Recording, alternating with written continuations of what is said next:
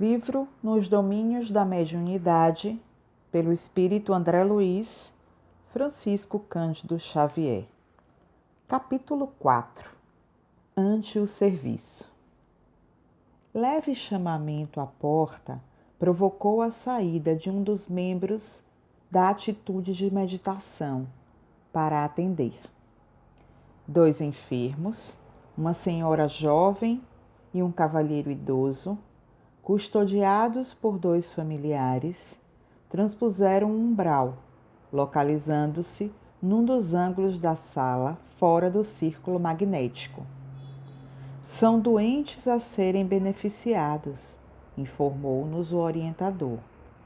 Logo após, um colaborador de nosso plano franqueou acesso a numerosas entidades sofredoras e perturbadas, que se postaram diante de assembleia, formando legião. Nenhuma delas vinha até nós, constrangidamente. Disse-ia que se aglomeravam em derredor dos amigos encarnados em prece, quais mariposas inconscientes rodeando grande luz. Vinham, bulhentas, proferindo frases desconexas ou exclamações menos edificantes.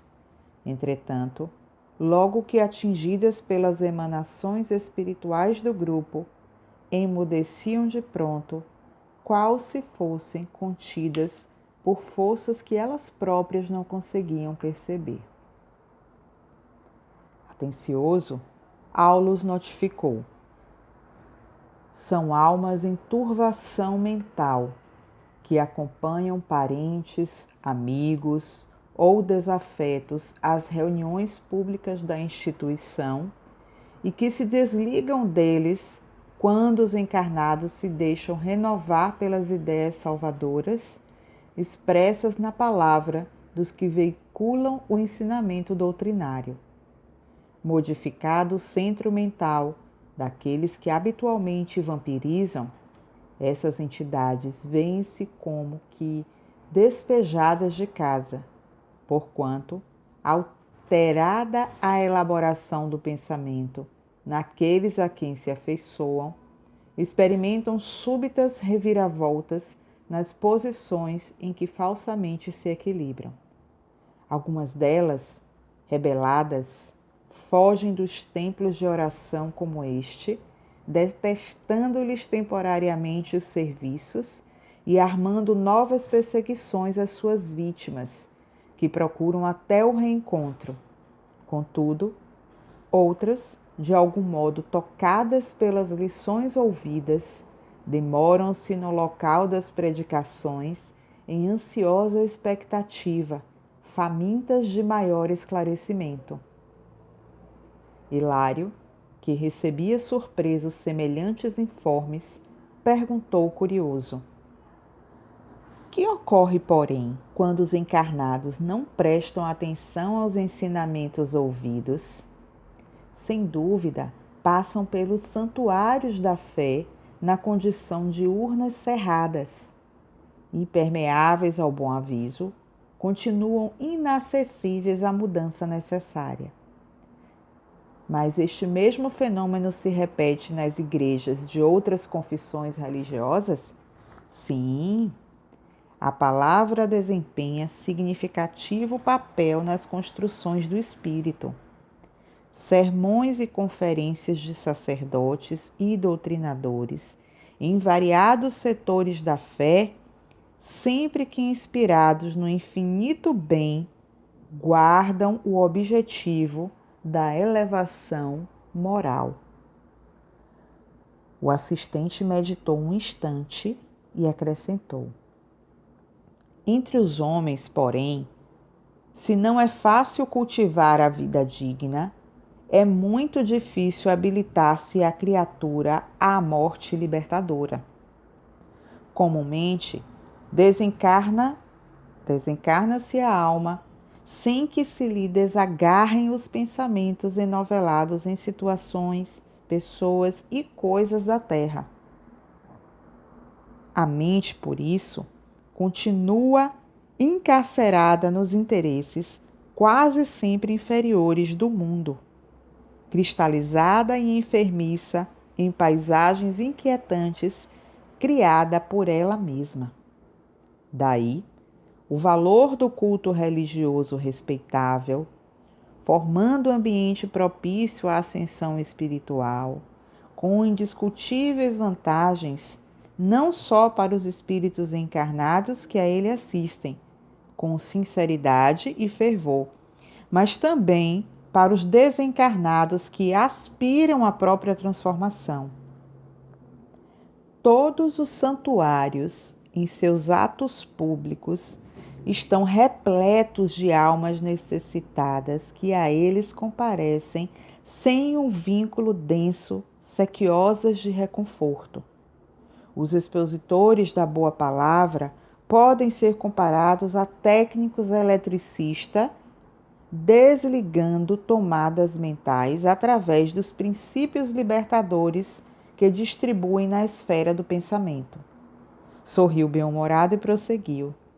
Em razão disso, as entidades vampirizantes operam contra eles, muitas vezes envolvendo-lhes os ouvintes em fluidos entorpecentes, conduzindo esses últimos ao sono provocado para que se lhes adie a renovação. Observando os irmãos retardados que se abeiravam da mesa num quase semicírculo, tive a ideia de usar o psicoscópio de modo a examiná-los detidamente, ao que Áuleos informou prestimoso. Não será preciso, bastará uma análise atenta para a colheita de resultados interessantes, de vez que os nossos amigos estampam no próprio corpo perispiritual os sofrimentos de que são portadores. Notei que o assistente não desejava alongar a conversação, de certo preparando-se para colaborar nos trabalhos próximos. E por esse motivo, aproveitei os instantes à nossa frente, expectando observações junto aos companheiros menos felizes que se uniam estreitamente uns aos outros, entre angústia e expectação. Pareciam envolvidos em grande nuvem ovalada, qual nevoeiro cinza escuro, espesso e móvel, agitado por estranhas formações. Reparei o conjunto, notando que alguns deles se mostravam enfermos, como se estivesse ainda na carne. Membros lesados, mutilações, paralisias e ulcerações diversas eram perceptíveis a rápido olhar. Talvez porque Hilário e eu nos demorássemos em atencioso exame, na posição de aprendizes em aula, um dos colaboradores espirituais da reunião acercou-se de nós e falou cordial.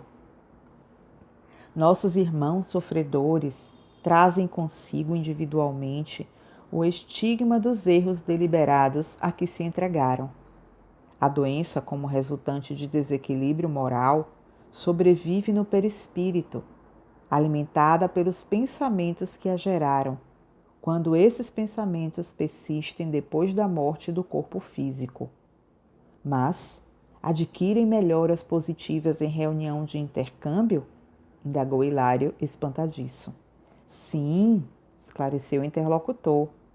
Assimilam ideias novas com que passam a trabalhar, ainda que vagarosamente, melhorando a visão interior e estruturando assim nossos destinos, novos destinos. A renovação mental é a renovação da vida. Meditei na ilusão dos que julgam na morte livre passagem da alma, em demanda do céu ou do inferno, como lugares determinados de alegria e padecimento. Quão raros na terra se capacitam de que trazemos conosco os sinais de nossos pensamentos, de nossas atividades e de nossas obras. E o túmulo nada mais faz que o banho revelador das imagens que escondemos no mundo sob as vestes da carne. A consciência é o núcleo de forças em torno do qual gravitam os bens e os males gerados por ela mesma. E ali estávamos defrontados por vasta fileira de almas sofrendo nos purgatórios diferenciados que lhes eram característicos. Abeiramo-nos de triste companheiro, de macilenta expressão fisionômica, e Hilário, num impulso todo humano, perguntou-lhe: Amigo, como te chamas? Eu?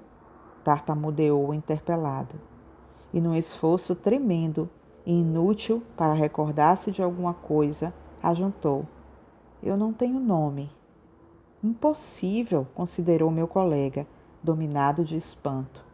Todos temos um nome. Esqueci-me de tudo, comentou o infeliz desaladoramente.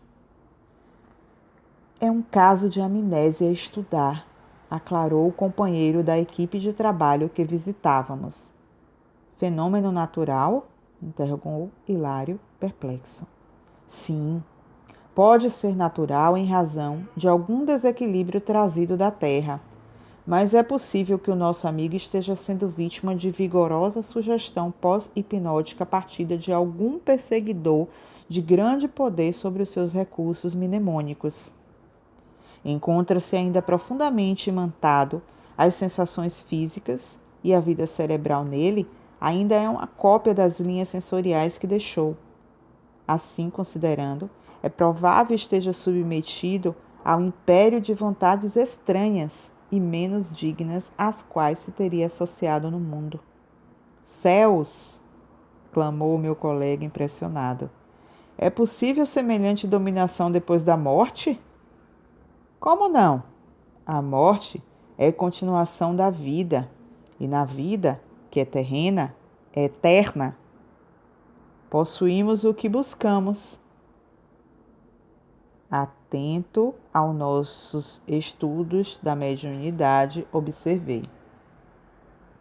Se o nosso amigo desmemoriado for conduzido ao aparelho mediúnico, manifestar-se-á, acaso assim, ignorando a identidade que lhe é própria? Perfeitamente. E precisará de tratamento carinhoso como qualquer alienado mental comum, exprimindo-se por algum médio que lhe dê guarita, será para qualquer doutrinador terrestre o mesmo enigma que estamos presenciando. Nesse momento, renteou conosco uma entidade em deplorável aspecto. Era um homem esguio e triste, exibindo o braço direito paralítico e ressecado. Atendendo-me ao olhar interrogativo, o companheiro, como quem não mais dispunha de tempo para o comentário fraterno, apenas me disse: Faça uma auscultação, repare por si mesmo. Acerquei-me do amigo sofredor, toquei-lhe a fronte, de leve, e registrei-lhe a angústia. Nas recordações que se lhe haviam cristalizado no mundo mental, senti-lhe o drama interior. Fora musculoso estivador no cais, alcoólatra, inveterado, que certa feita de volta à casa, esbofeteou a face paterna, porque o velho genitor lhe exprobrara o procedimento.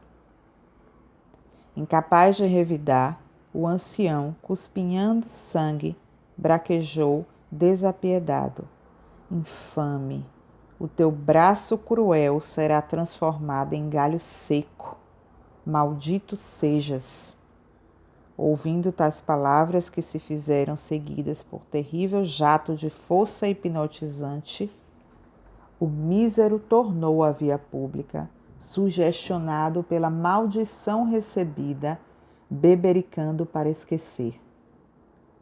Cambaleante, foi vitimado num desastre de bonde, no qual veio a perder o braço.